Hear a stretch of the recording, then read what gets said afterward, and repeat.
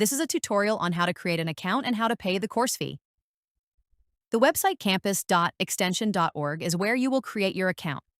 Create an account prior to accessing the campus catalog. Campus catalog at extension.org is where you can purchase multiple licenses. Start with step 1.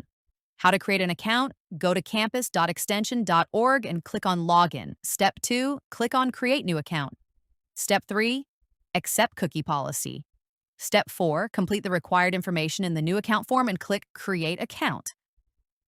A confirmation email will be sent to the email address you used to set up the account.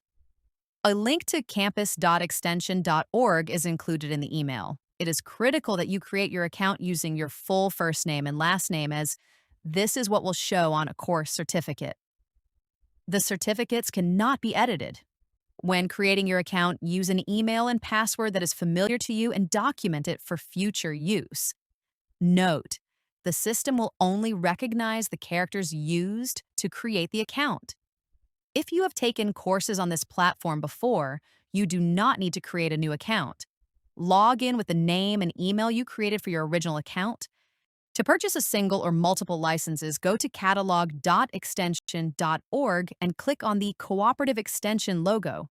On the Cooperative Extension Offerings page, select the category that you are interested in or use the search box located in the upper right corner on the sidebar. For example, if you are looking for the listing of early childhood courses presented by the University of Nevada, Reno Extension, you would click on the box labeled Home and Family. The Course Offerings page will open. This is where courses are listed under the selected category. If purchasing for yourself, click the box next to the course title. Check to ensure the quantity is set to 1. Next, click Add to Selected Items to Cart. If you are purchasing one course for someone else, then, and this is important, check the box that says you are buying the course on behalf of someone else.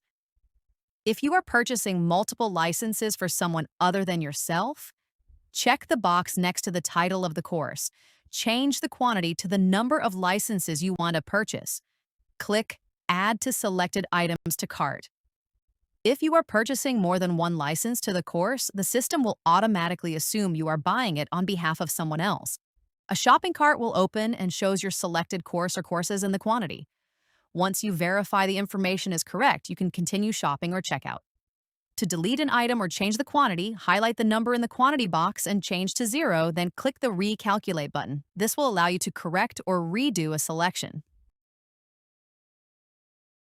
If you have a voucher code for a course, enter the code in the box and then click Recalculate. The cart will update and reflect the new total. Continue by clicking Checkout. You may be prompted to sign into your account at this stage. The checkout screen is where you will enter your invoice details. This is the name of the person purchasing the course or courses. Remember to use the name and email address you used to set up your campus extension account. Pay by using a credit card using a payment platform called Stripe. Check the box I agree to the terms and conditions of the sale. Click Proceed.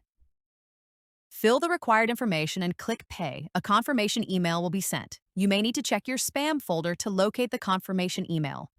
If you purchase multiple licenses to be assigned to one individual or multiple people, you will have access as a manager. To access and assign licenses, click on Manager Login, located in the upper right corner of catalog.extension.org page. Log in with the name and email used to create your campus extension account.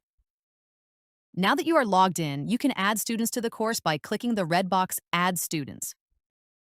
Enter the student's first name, last name, and email address they used to set up a campus extension account. It is critical that they match. If first and last name and email address do not match the student's account, the system will not recognize the account and the student will not be added to the course. Click the Enroll button. You can proceed to add students up to the quantity purchased. You can view a list of previously enrolled students by clicking on the red bar titled List Previously Enrolled Students. As a manager, you can return and enroll students as needed. This is the end of the tutorial. For technical support, assistance with payment, resetting a password or issues with your account, email campusadmin@extension.org.